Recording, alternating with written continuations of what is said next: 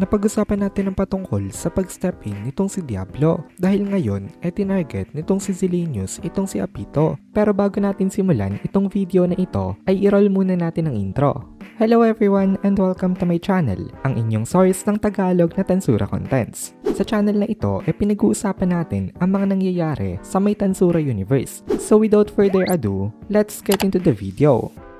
Nag-upload na nga pala guys ang Kohay PH ng Tagalog na solo leveling. Kaya kung gusto mo makapanood ng Tagalog solo leveling contents, bisitahin nyo ang Kohay PH. Link in the description. Nung dumating itong si Diablo, biglang sumigaw sa may sobrang tuwa niya itong si Dino. Itong si Diablo daw na never niyang gusto maging enemy napaka-dependable kapag ito ay nasa may side mo. Maging yung desperation nila Dino dahil sa may threat ni Zilenius nawala dahil sa may appearance nitong si Diablo dito. Kasi sa tingin nila kayang i-handle ni Diablo ang issue nila ngayon. Habang iting-ngiti itong si Dino, tumingin sa kanya coldly itong si Diablo. At sabi ni Diablo, napaka-creep daw talaga nitong si Dino. Dalian na daw nito. At i-prioritize nila ngayon ang safety ng lahat ng naandito. At eto na nga ngayon guys, ang laban ng King of the Black and the King of the Bugs. Itinapon itong si Zilenius itong si Zishon papunta sa may gilid. Itong si Zilenius kasi isang coward. Kaya bago pa siya pumunta sa may labyrinth na ito, inalam niya na agad kung sino-sino ba sa mga naandito ang pwedeng maging threat sa kanya. At actually, wala siyang nai-identify na pwedeng maging threat sa kanya dito. Pero the moment na nakaharap niya itong si Diablo, bigla nakaramdam ng chill sa may spine niya itong si Zilenius. Isa daw itong dangerous sign. Katulad daw ito nung naramdaman niya nung nakaharap niya ang Demon Lord na si Milim. Kaya ngayon,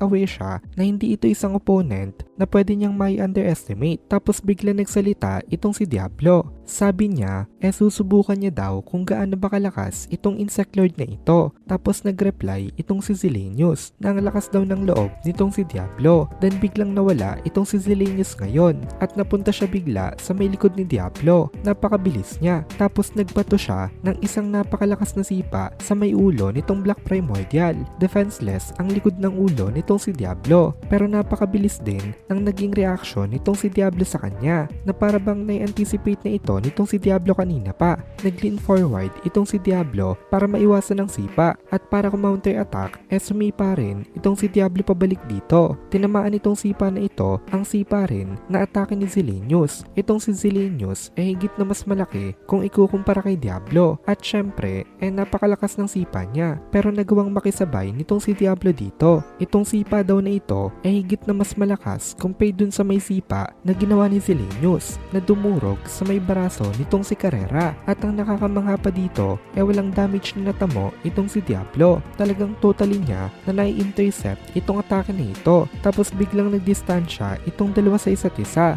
Biglang lumiwanag ang colorful exoskeleton nitong si Zilenius. Then later on, pati buong katawan niya lumiwanag na rin.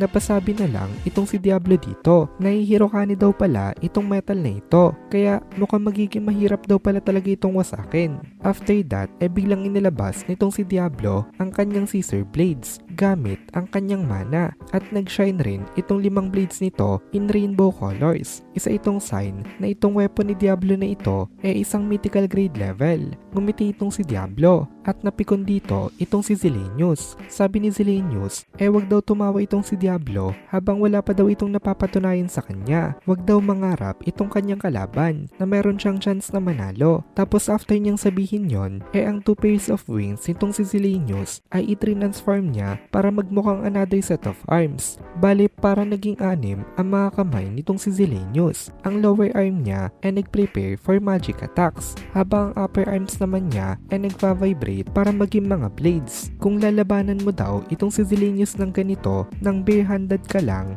para mo daw hinihiling na pagpira-pirasuhin ka into smaller pieces. Tapos ang middle arm naman itong si Zilenius para naging defense line niya na handang mag-respond sa lahat ng gagawin na atake nitong si Diablo. In short, walang weakness itong si Zilenius ngayon dito. Meron siyang means of attack kapag long distance, meron din siya kapag short distance, at meron din siyang dedicated para naman sa kanyang defense. Meron siyang ini-prepare para sa lahat ng situations. Ang existence value naman hindi talaga totally sumusukat ng iyong combat power dahil usually hindi naman talaga nai-utilize ang powers totally. Kumbaga, the majority ng existence value portion ng mana reserves. So may mga time nga na mataas ang value ng isang individual kasi malaki ang mana reserve niya, pero hindi niya naman yun nagagamit kasi mabilis siyang natatalo. Ganon usually ang cases. Pero ang kay Selenius daw, halos lahat ng existence value niya galing sa kanyang combat ability. Ibig sabihin, hindi sa kanya nag-a-apply na kahit na mataas ang existence value mo, hindi mo naman kayang gamitin ito. Kaya niyang fully na i-utilize itong power niya ngayon.